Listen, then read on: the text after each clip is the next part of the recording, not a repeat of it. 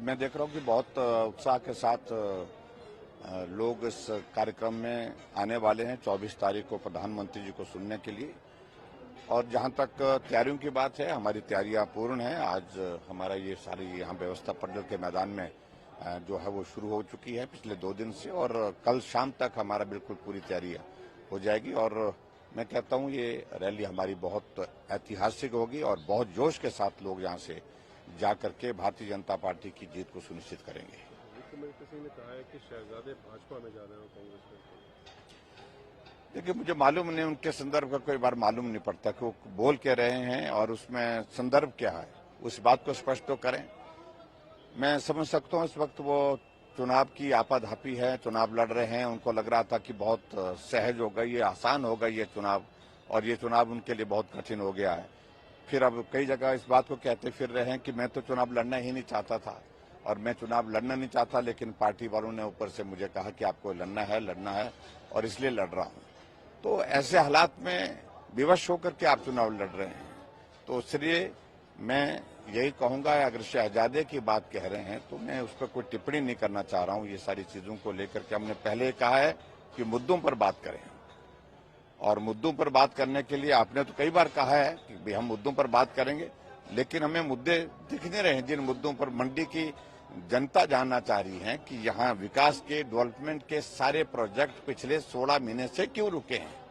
आपकी माता जी सांसद हैं, और उसके साथ साथ में आप हिमाचल प्रदेश सरकार में मंत्री हैं, बहुत बड़ा महकमा है। 12 पुल यहाँ पर मंडी शहर के इर्द गिर्द के जो है बह करके चले गए बरसात में।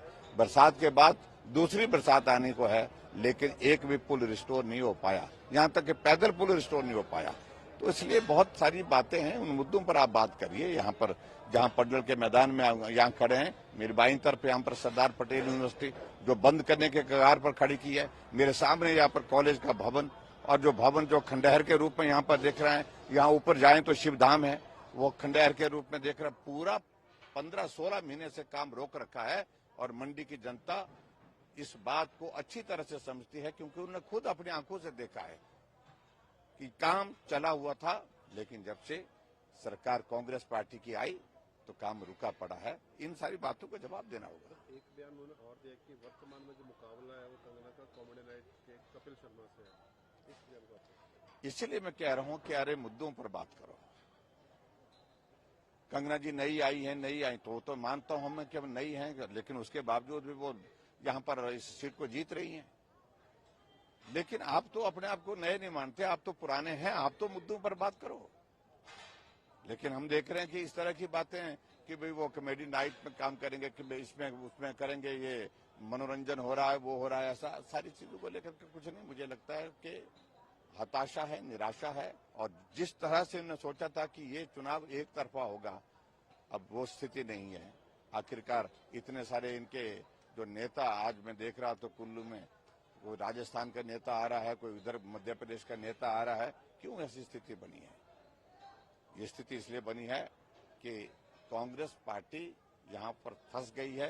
विक्रमादित्य खुद ही कह रहे हैं कि मैं चुनाव लड़ना नहीं चाहता था, और चुनाव लड़ने के लिए मुझे पार्टी हाईकमान ने विवश किया है। ये व्यवस्था मुझे लगता है कि आपके हित के लिए नहीं, आपके लिए नुकसानदायक होगी।